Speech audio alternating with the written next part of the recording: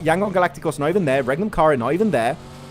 What the hell's going to happen in PMWC? I have no idea, but all the teams that did well last year just falling flat on their faces, man. Nowhere to be seen so far in the big old year of 2026.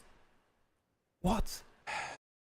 Spending too much time just staring at that bank account all day long, right? Rather than putting in the work in game. I don't know the what to say effect here.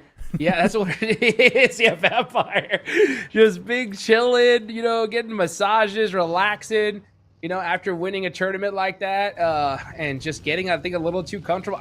That's all I could say. I mean, the reason why is because, I heard it from Alpha 7 themselves in PMGO, where they were just like, we just didn't prepare. The first tournament we ever didn't prepare for, we got way too overconfident. I was hoping to see that fire lit in them in this one. But something's wrong. I don't know what else to say. We see Carrillo getting subbed. That's already a shock for me. Yeah. I will say that Carrillo is one of those players that is very unselfish in the sense that if he's feeling like he has a bad day, he'll sit. He'll sit himself. Yeah. But that could have been the case, but it didn't work out regardless. So Alpha 7, just what is going on? And you're right. Yeah, looking at the previous winners, just so far down on the leaderboards, it's just wild to see. I have a comment about Alpha 7 that I'm scared is going to get me cancelled, but I'm going to say it regardless. No. I wish Revo would focus more on this game than posting stories about his car. I'm sorry to be blunt, but this is just not it. Bottom 2 PMGO, now this performance. Brother, come on. It is a nice car, though. It is a nice car. But... It is a very nice car. I would post it too if I had a cool vehicle like that. If I had my driver's license, which I don't. But what? Yeah. But come on, we need to see back the glory days of Alpha 7. It's just not it right now. And I also, especially with Nuth playing instead of Carrillo, it really shows there's something going on in the background that we just don't know about. But yeah, they're very desperate for changes that are just so far not sticking in this Macau Invitational lobby. Crazy thing to see, guys. Crazy thing to see. It's Brazil's coming after me after that. Literally, it's like if you're watching, the World Cup and you just see Messi and Ronaldo in second and last place. It's just like, what? How's this? What's going on here? And that's what's kind of happening in this situation. Looking at the chat, there's even I saw a comment just. It was simple. Just Silas. What happened, bro? That's it. You know what I'm saying? Just what happened, right? Yeah, I know that we're kind of harping on this topic. It's just wild to see. Let's see if maybe they can shut us up a little bit, right? Come on. Regnum Caria, Yangon Galacticos, shut us up here and now. Get the chicken dinner and say, hey, you know what? Nah, we were just messing around. It was all a prank. We're here to play. It's a prank, bro. I swear. Please. let me. Circle about to shift. Okay, now you know what? The mean podcast has ended. Oh, that's a big northern shift. They're going to be heading towards Oasis a little bit up north next to also water treatment.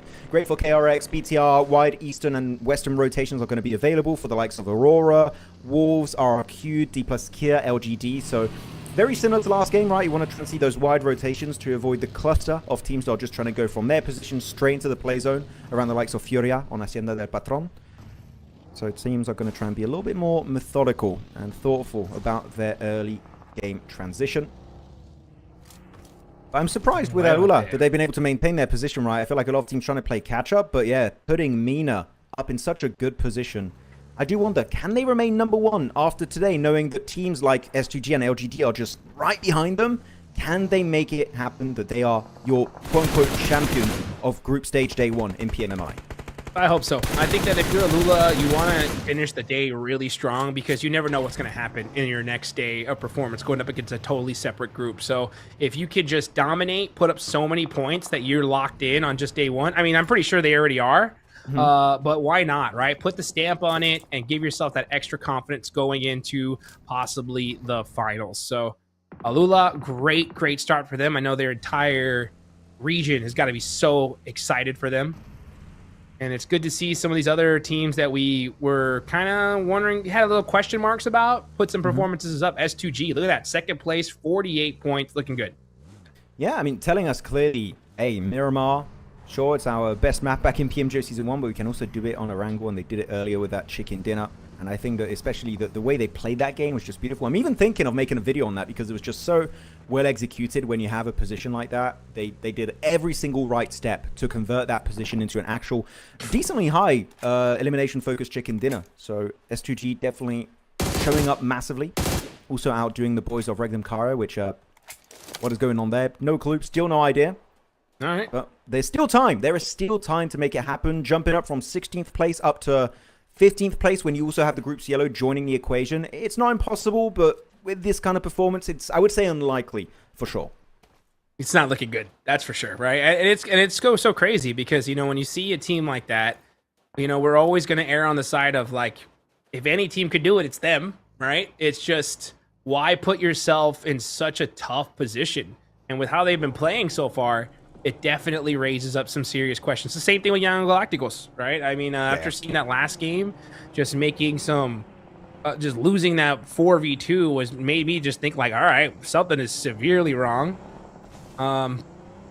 It's just wild to see. Next zone is popping. The Alpha 7 fight just went live, and it looks like people are agreeing with my too much money theory. But you know what? It's fine because they're trying to make some more money as the zone goes on up, and look who is dead center.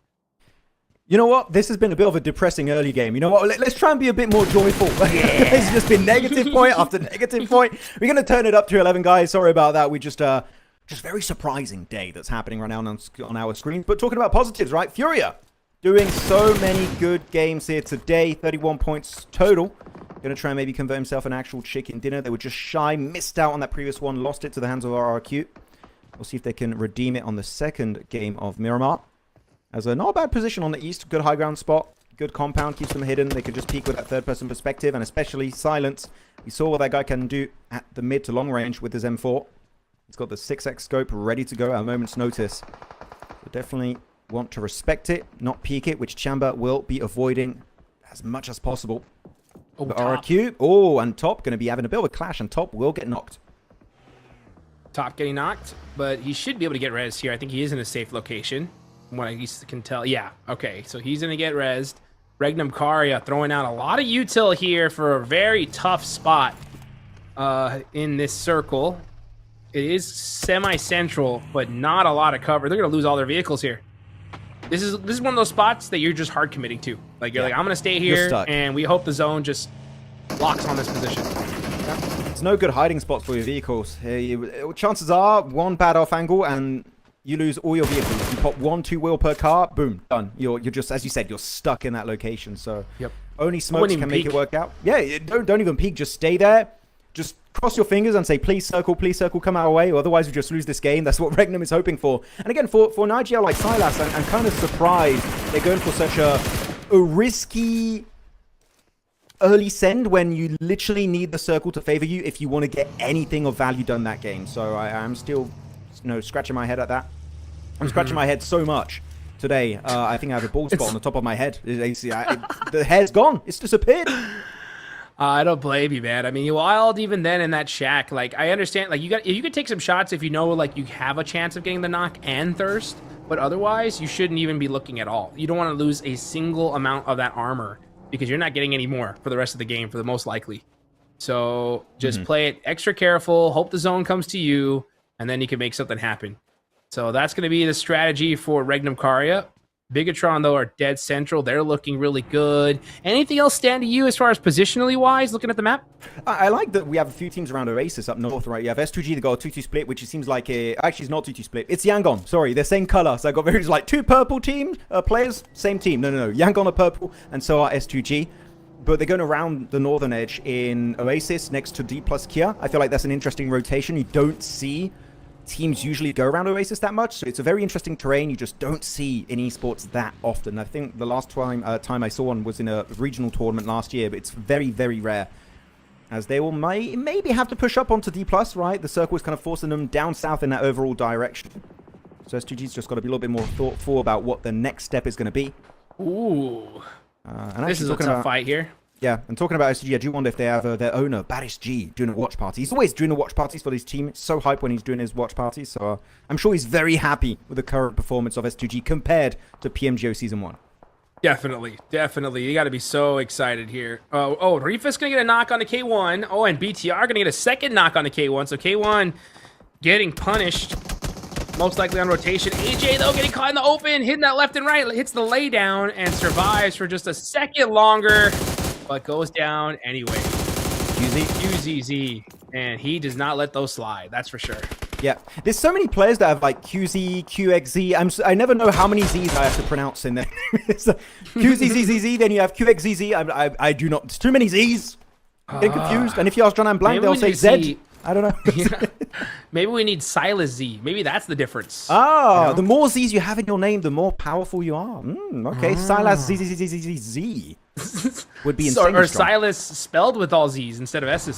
Silas. Like Silas? Yeah. I feel like I have a list when I'm saying that. Okay, Wolves going to be looking for the command to Al-Ula, our current lobby leaders, down to 2 players. Down to now, actually just one is going to be Yasa, and I would say, yeah, abandon ship. It's not worth it. The Titanic is sinking. Just leave the vicinity. It's not worth encountering Wolves out in the blue zone. Just try and survive, get a few placement points, maybe a few limbs here and there as a solo. It would be worth it. Could maintain you up in the rankings in number 1. Has lost of SQZ with MCG and Kamikaze looking for the entry point. They do find D+. Sizzy is out for the count. Fabian Nodable a little bit too far away for true backup on that location. But Chips does get Kami. And that's going to really lock down S2G in that building. They just can't escape. They are surrounded by the Korean players. Yeah, they're not leaving that building anytime soon. They're going to have to fight their way to victory. Necessary. Been a great player so far for the Wolves. We've seen some very phenomenal plays from him. But now he's going to have to make something happen with himself and Elementrix as they look to possibly get in a vehicle and try to find a spot into this next zone. Single player from Alula going to try to do the same. Uh-oh, he sees a crate. He said, I'll take that. I need it. What does he get? Why not? What does he get? What does he get? What does he get? Oh, never mind. Psych. Out of there. He knew there was a team behind him. That's why he was like, yeah, not worth it. I'm just going to try and reposition. He finds himself a little shed, and he gets prone in time. Nicely done. But again, a team is going to be behind. It's going to be Wolves. So, smoke. These windows are so big, I don't think that smoke is going to do much for you, but he does try. It might keep him alive just a few minutes longer. Yeah, now we're going to see Wolves take that crate. Elementrix, what does he get? What does he get? Level 3. Is he going to find a weapon? He's thinking about it. He's thinking about it. He's thinking about it. He's thinking about it. He's thinking about it. Ooh, oh, FAMAS. Okay. Oh. Oh. FAMAS ammo. We'll take that. All right. Meanwhile, Nobu getting knocked there to Hamsuji. Fabian got that nade, trying to make something happen there onto Lost. Nobu is going to get thirsted. And, man, yeah, it's just Fabian left for D plus Kia. Setting it kind of solo. Looks good. Yeah, I'm not liking it. It's D plus Kia, known for their synergy here, just kind of sending multiple solos, making it very easy for SGG to subvert expectations at that fight and come out on top. But LGD from China looking to also third-party this fight. Love it. That's it. Lost, taken out. Here we go. In the source, and that's going to be Yangon Galacticos finally going on the aggression.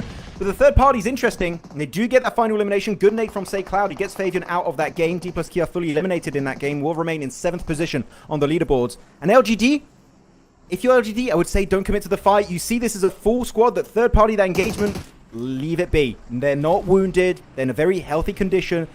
Both teams shake hands and leave, which is exactly what Yangon are doing. I love it. That is how it should be played in that situation. Yes, that's the time to play passive, Young Galacticos, right? So I love that play in particular. I went from 0% hope to 1%, right?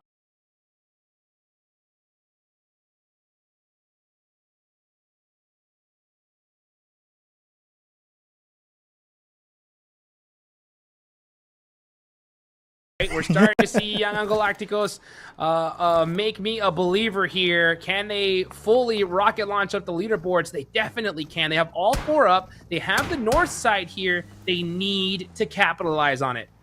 Yangon, though, going to be a little bit sad that they can't get access to the free loot of D plus and S2G. That is going to be kind of gifted over to LGD.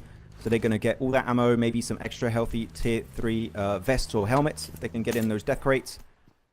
Also, maybe an airdrop weapon if one was looted early on. Actually, talking about airdrop weapons, BTR, usually in their early game stage, we saw it on the first Miramar, they got the airdrop.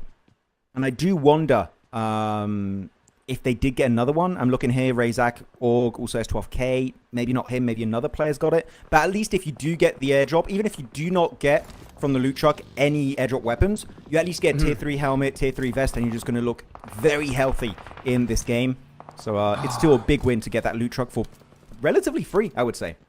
Yes, the loot truck. I mean, just such a difference maker in the meta when it comes to PUBG Mobile Esports. I love it. I love it. I think it just definitely adds that little extra thing to a lot of these different POIs, where now it's just so much more valuable to take it because of that loot truck. Meanwhile, QZZ with that mini, putting in some work onto Young on Galacticos. They ended up losing a player. I'm down to 0.5% believing. Actually, it's QZZZ. So it has 3 Z's. Triple Z. Get it right. Yeah. Right. The triple Z. Mm-hmm. No, every tournament he needs to add a Z, and then at one point it's just going to be too long. He's going to hit the limit of PUBG Mobile names. You know what I'm saying? That's what I'm talking about. Yeah. Let's see if he's able to hit those shots with that mini, though. Oh! Nice one. Quick headshot. How about another one? Oh, it doesn't get him. A little peek. Yeah. Touched him up, though, that's for sure. Yep, that's for sure. Definitely looking good. By the way, team, there's dead center on this circle. You got a few, right? You got LGD, you got Yangon Galacticos, KRX, previously known as DRX, did have a rebrand recently. But Aurora, as a 4-man team, in the dead center of the circle. We'll see where Phase 6 is going to go. But could we finally be seeing a Mongolian chicken dinner? It's been too long. The last time we saw chicken dinner from them was back in the last game of PMGO on Miramar, right? Where eventually Fourth Arrives got the win. And I was not impressed. I need to see these big wins from Aurora. We used to see back in the day when they were known as APG. Because right now, the circle is looking really, really kind to them. Let's see if they can hold down the fort. This could be Aurora's chance to rocket launch themselves in the first place. They have all 4 up. They got some numbers with them. And they are in dead center of the zone. I think this is it. I think this is their time to shine here. And really show that, hey, we came to play here. We're not waiting until the last day to put some points. Nope, we're doing it day number 1. LGD still have 3 up. Young Galacticos, man. Oh, gave me a little spark of hope. Now down to 1 single player. Oh, top gets knocked, though, by Wild. Reefus gets that final thirst onto Young Galacticos. And Ayala gets knocked there from downtown. Yeah. That's going to be a little bit of a tough one, instantly losing out on a player. Aurora, the trio. Thing is that the main issue with these kind of positions when the circle favors you, when you're in the dead center of just ridges and dips on the mountainside, is that if a team decides to crash onto you, then it's just going to be third-party city, right? So you need to be very cautious about it. Yeah. Like at one point, we are going to reach that breaking point where all hell breaks loose. Nades from Wolves, chucked in the direction of Furia. They keep... This is the 3rd or 4th game. They keep clashing in the games. It was a lot on Erangel, and now it's happening here on Miramar. Bit of a rivalry happening here between Brazil and NA. Good nade on Chief, though. We'll not be able to actually confirm that knock, but the counter nade is there. That's Chief for the win. Elementrix out for the count. The third party is also happening. It's Doc with a Scar. Instant headshot to Chief. Now it's time for Aurora to start zoning those teams away. Silence trying to catch that headshot to save his teammates. Not going to be able to find it there. Meanwhile, on the other side, Tiamba trying to sneak up on the LGD. And they definitely could do it. That's MVM down. Bigatron, we haven't heard from them in a couple of matches. Now looking to make some noise here. They have a ridge line. They got a great position in this circle. Could be a huge game for them as well. Could be the case. Good nades from Jamba, trying to maybe push BTR slightly back, but he doesn't have the exact pinpoint location. I would say don't waste nades if you're not exactly certain of where those players are hiding. But Bigatron, this is so good for them because there's no threats behind them, right? D+ were taken out, LGD went for a wider rotation, Yangon left, S2G got eliminated, so really here, it's going to start kicking into gear, that sweeping motion up north and down towards the center of the circle for Bigatron.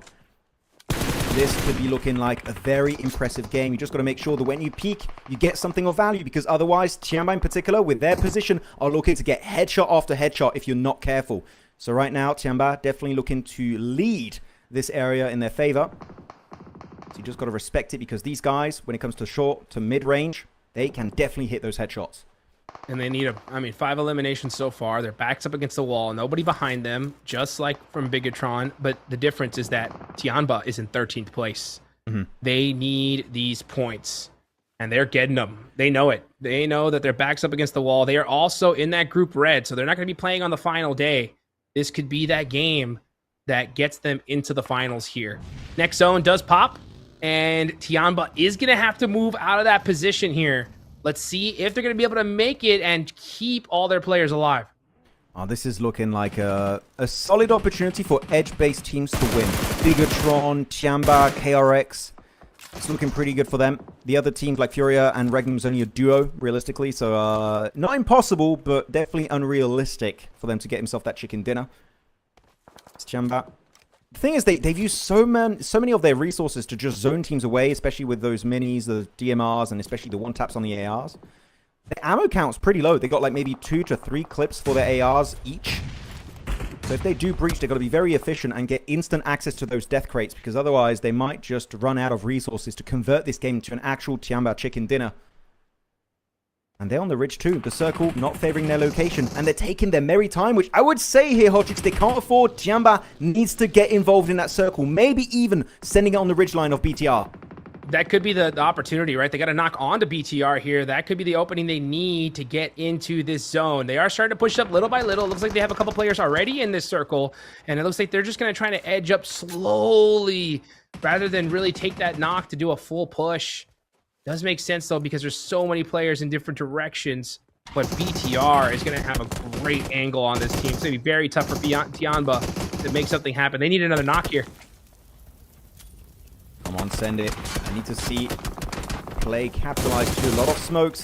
Yeah, these smokes are showing to me they're just trying to survive. They're not trying to get on the aggression anymore. Hopefully, we'll be able to get the reset on one of their fallen comrades. Bigatron, they also got the res.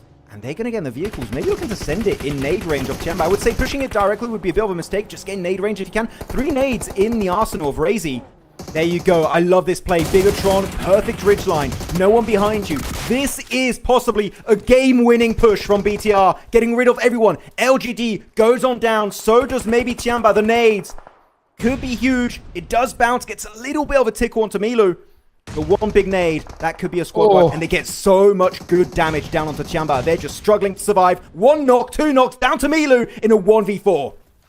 Here we go, final nade. Will it be able to take out the final player of Tiamba? Milu may just have to even deny this point. I mean, his back's up against the wall. It is not looking good.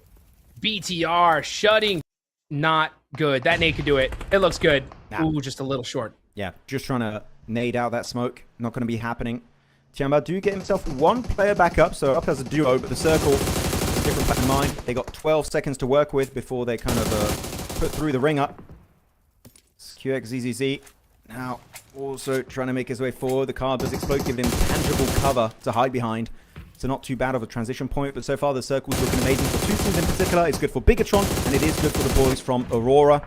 They're sure did lose a player, but it's still Ziol, Doc, and Reefus. You know, Reefus in particular, what this guy can do to secure that chicken dinner. Milu gets dropped on down by the Orb of Razak. The solo player, can they get Eagle finally and put their focus on those center circle teams? Beautiful shots to the smoke there. BTR wasting no time. And that is Eagle out of there. So, and that's on the side of KRX. So KRX stealing that point. They'll take that all day long. BTR showing off what they got. Aurora down to 3 players. Silence getting a nice knock. Furia now in the mix with their 2 players. Great angles here from Ayala. Gotta clutch it up. Gotta make it happen. KRX did make the swift exit outside of their compound. They've been there for about the first 20 minutes of this game, but now they have to get involved in the conversation. Hoxie does it with a UMP. That's going to be the end. Game over. Furious then right back to the lobby, ending their day prematurely. Good engagement. They will be the ones holding on the east. But look, the fight happening there is so good. The timing of BTR, they see there's been a bit of a gap created on eastern side in the circle. There's a void that needs to be filled. And BTR just sending up on the mountainside. You love to see him. Razak instantly drops Doc on his knees with that nade inside the shed. Bigatron, they're going hard. They're going hot juice for that double-digit elimination chicken dinner. I'm telling you. They want first place. They want to end the day on top for the Indonesian squad. Let's see what BTR could do. All 4 players up there looking unstoppable at this point. It's all about Aurora, though. Can Aurora shut them down with 2 players left? We saw what Ziol can do before. It's Ziol and Reefus as a duo. Can they make some magic happen? We'll see all the nade. Could have been huge. A little bit of a shorter throw. Maybe there could have been a double knock. Bigatron, not meant to be. It's going to be a 4v2v2. 2 players of Regnum Kara, 2 players of Aurora versus a full squad of BTR. But the oh my goodness, the P90 doing God's work, going for the big spray onto Razak. He gets it, Silas. He was sleeping until now, but now he woken up, and you know what? He's tearing down the lobby. Indonesia can't do anything against Silas. 8 eliminations, 4 eliminations solo for Silas. This man is back up as he's looking to confirm that solo chicken dinner against the duo of Aurora. He hits the reload. 50 shots the left. nade. He's got the nade. Will this be it? Silas for 3. Yes! He got it done! Ragnarkaria with the chicken dinner! All the way from last place, it's Silas making it happen for his squad. What a game from them. I'm not going to lie, I lost hope. I was like, there's no way as a duo they're going to be able to get that. But Silas